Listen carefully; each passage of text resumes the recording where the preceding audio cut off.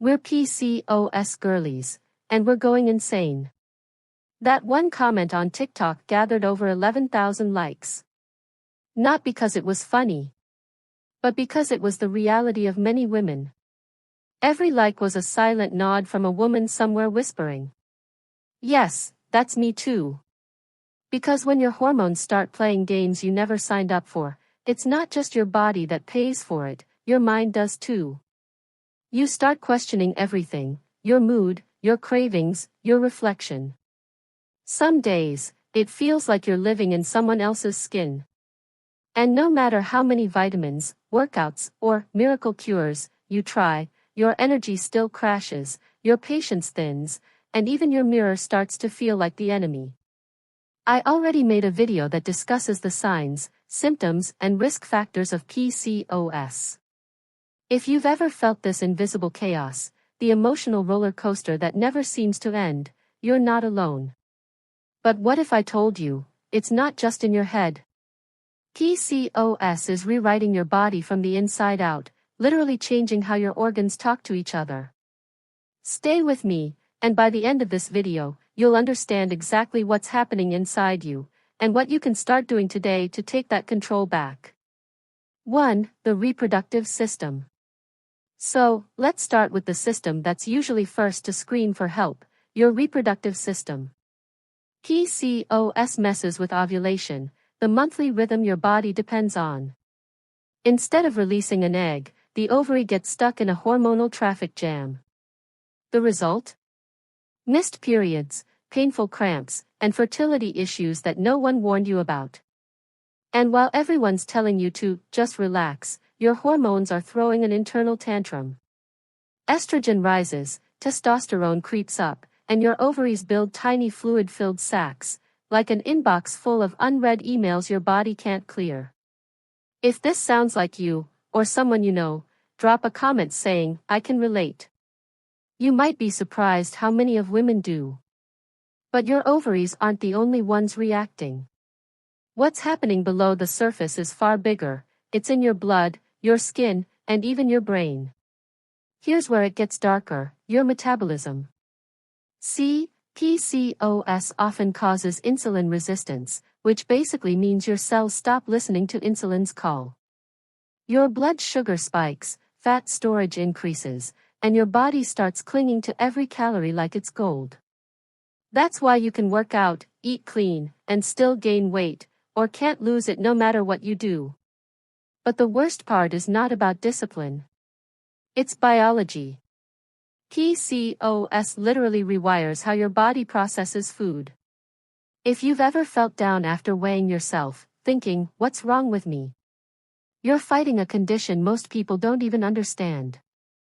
And if you're still here watching this, you're already stronger than you think. Subscribe if you believe women deserve better answers. Because the next system PCOS hijacks is the one that controls everything. This is your body's hormone command center, and PCOS turns it into chaos. Testosterone levels rise, estrogen fluctuates, and progesterone dips, like a hormonal roller coaster with no seatbelt. You start seeing it in your skin, acne, oily patches, random breakouts. You feel it in your emotions, anxiety, irritability, tears for no reason. It's not moodiness. It's a chemical warfare. If you've ever said, "I don't feel like myself anymore," I'll tell you why that happens in just a bit. Because the truth is, what PCOS does to your mind is just as real as what it does to your hormones. You wouldn't think your heart's involved in all this, right? But it is. PCOS raises your risk of high blood pressure, cholesterol, and even heart disease. Why? Because those same hormones that mess with your cycle also mess with your arteries. It's like your body is blinking, but everyone keeps saying, "You look fine." This is where lifestyle changes matter, not to fit an image, but to protect your heart. Every walk, every healthy meal, every night of proper sleep, they're not small wins. They're steps to freedom from hormonal chaos. Hit subscribe if you believe women's health should never be brushed off as just hormones. And now, the part nobody talks about enough. Nobody talks about how PCOS impacts your mental health. This was also another comment on a video on TikTok. That comment had over 2,000 likes for a reason. Depression, anxiety, brain fog, and guilt. It's like your body and brain are arguing 24/7, one's exhausted, the other's confused. And when people tell you to just stay positive, it hurts you. Because they have no idea what it feels like to wake up tired from doing nothing. But here's something you need to remember, you're not broken. You're reacting to a hormonal imbalance that affects serotonin, cortisol, and energy regulation. Your emotions aren't random, they're biological. So, if you've ever felt misunderstood or alone, drop a broken heart in the comments. You'll be shocked at how many women can relate to that. Subscribe, not for me, but for the version of you that's finally going to feel seen. So, you get notified of subsequent videos from this channel. I know, this was a lot. You've just seen how PCOS can touch every corner of your body, from your ovaries to your heart, and even your mind. But here's the twist, the same systems it disrupts are the same ones that can heal. And that's what we're diving into next, the real treatments, natural remedies, and how PCOS and mental health are deeply connected. So, here's the deal, if you made it this far and you still haven't subscribed, I need to know why. Drop it in the comments. Tell me what's holding you back. Because if you're serious about taking control of your hormones, your body, and your mind, then you belong here. Before we go in, tell me in the comments. What's been the hardest part of managing PCOS for you? The weight gain? The acne? The exhaustion? Or is it the constant battle with your own confidence? I'll be reading through. The big truth, there's no one cure, but there is management. So, the hard truth. PCOS cannot be cured. But it can absolutely be managed. Your body isn't your enemy, it's a messenger. And once you learn how to speak its language, things begin to shift. Think of it like balancing a seesaw. You don't need to fix one side completely, you just have to find the balance that keeps it steady. Now, doctors call this the holistic approach. Meaning, instead of only treating the symptoms, you treat your whole system. Your hormones, your metabolism, your stress, your sleep, all of it is connected. And the first line of defense is not a pill. It's your daily routine. 1. Lifestyle modifications. Let's start with food, because what you eat literally changes your hormones. When you eat refined carbs and sugary snacks, your insulin spikes. And for most women with PCOS, their insulin is already too high. High insulin makes your ovaries release more androgens, which are male hormones that trigger acne, facial hair, and missed periods. So, how do you fix this? Lower those spikes. Swap out white bread, soda, and pastries for whole grains, fiber, and proteins. Fill your plate with foods that keep your sugar steady, not swinging like a pendulum. If you've ever noticed you crash after eating, or crave sugar like it's oxygen, tell us what that feels like, because that's your insulin talking. Next, movement. And no, this isn't about punishing workouts or gym guilt. Even 30 minutes of brisk walking a day can change your hormonal response. Here's what happens. Exercise helps your muscles pull sugar from your blood, no insulin needed. That means less chaos, fewer cravings, and more stable energy. If you've ever wondered why you feel lighter after a good workout, that's your hormones rebalancing themselves. And for those who say, I don't have time, I'll say this. If your body is crying for help, ignoring it won't save time later. Next, sleep and stress. You can eat clean and work out daily.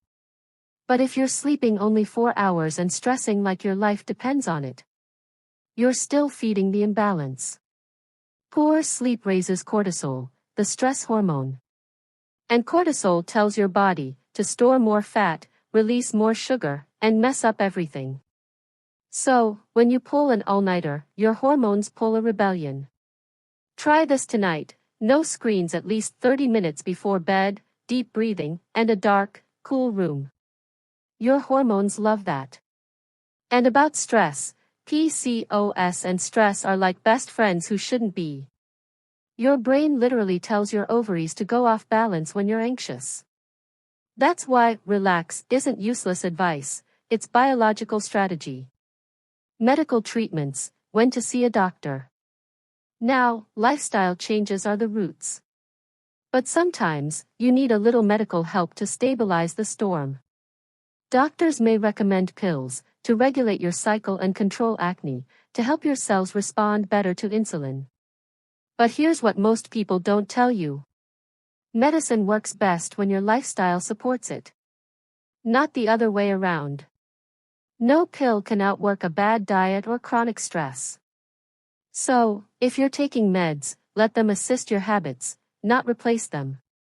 Let's talk about supplements, not the random ones influencers push, but the ones backed by real science. Myo-inositol plus D-chiro-inositol. These restore ovulation and improve insulin sensitivity. Vitamin D. Most women with PCOS are deficient, and it directly affects insulin control. Omega-3s. Reduces inflammation and helps regulate your mood. Magnesium and zinc.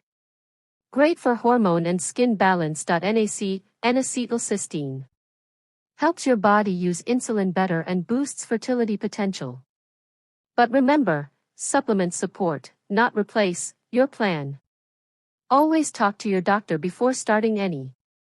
Now, pause. Think about how far you've come, not just in this video, but in your journey. PCOS doesn't care about how strong you are, it tests you anyway. But here you are, learning to take your power back. If this video hits something in you, that moment where you finally nod your head like, that's me. That's not random. That's your sign to keep going. So, don't ghost your progress now, hit subscribe.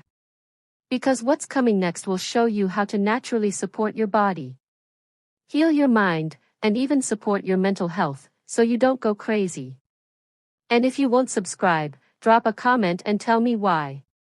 I read them all. In the next part, we'll dive deep into something most people never talk about: the natural and emotional healing of PCOS. How teas, routines, and mindset can do what medicine sometimes can't. Because that's where your turning point might finally begin. Now let's talk about something that feels comforting: natural support. Because when you're dealing with PCOS, you don't just want medicine, you want relief. You want something that makes you feel human again.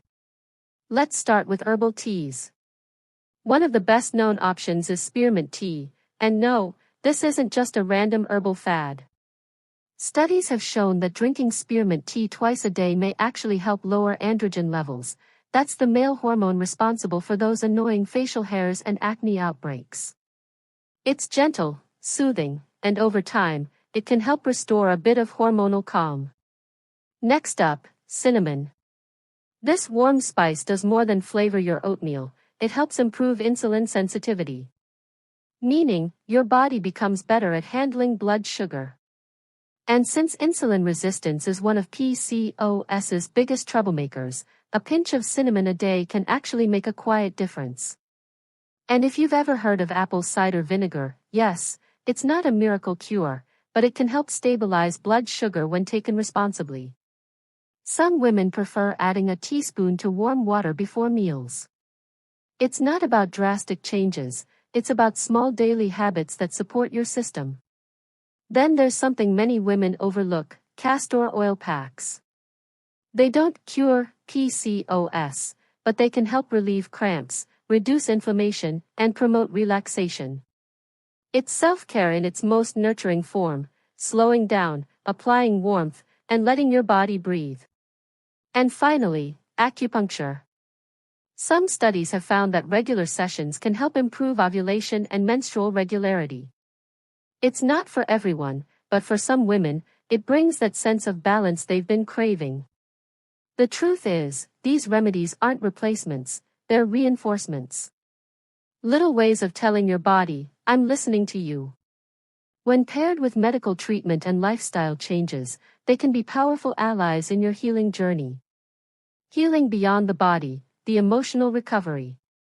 Now that you've learned the science, the hormones, and the remedies, let's talk about something no lab test can measure: what PCOS does to your mind and your heart. Because when you've watched your body change in ways you don't recognize, when you've tried every diet, every supplement, every doctor visit, and nothing seems to work, you start to see yourself differently in the mirror. You zoom in on the acne, the facial hair, the weight that just won't go away. And before long, you stop recognizing the person staring back. It's not just about symptoms. It's about how they make you feel. The quiet battles, the mood swings you can't explain. The tears that come out of nowhere. The loneliness that hits even when people are around. PCOS can pull you into depression. It can make anxiety your unwanted roommate. It can push you to withdraw, not because you want to, but because you're tired of pretending you're okay. If you've ever felt like that, you're not weak. You're not broken. You're human, and you've been carrying more than anyone can see. But you need to hear this: your worth was never tied to your ovaries. You are not your diagnosis. You are not your lab results. You are not your acne, your weight, or your irregular cycles. PCOS doesn't get to define who you are. You do. So, talk to someone. A therapist, or a friend who actually listens. Don't fight this battle in silence. Healing doesn't always start with medicine, sometimes, it starts with being understood. If this part hit home for you, don't just scroll away like it didn't. Subscribe. Because part 3, the next video, is the most important one yet. We're going into the truth about PCOS and fertility. The heartbreaks, the myths, the science. And how early detection could literally change your future. Because the real question isn't just, can I get pregnant with PCOS? It's, what is PCOS doing to my fertility right now, even if I'm not trying to conceive yet? That's what part 3 will uncover, along with how to protect your eggs, balance your hormones naturally, and spot the signs before it's too late.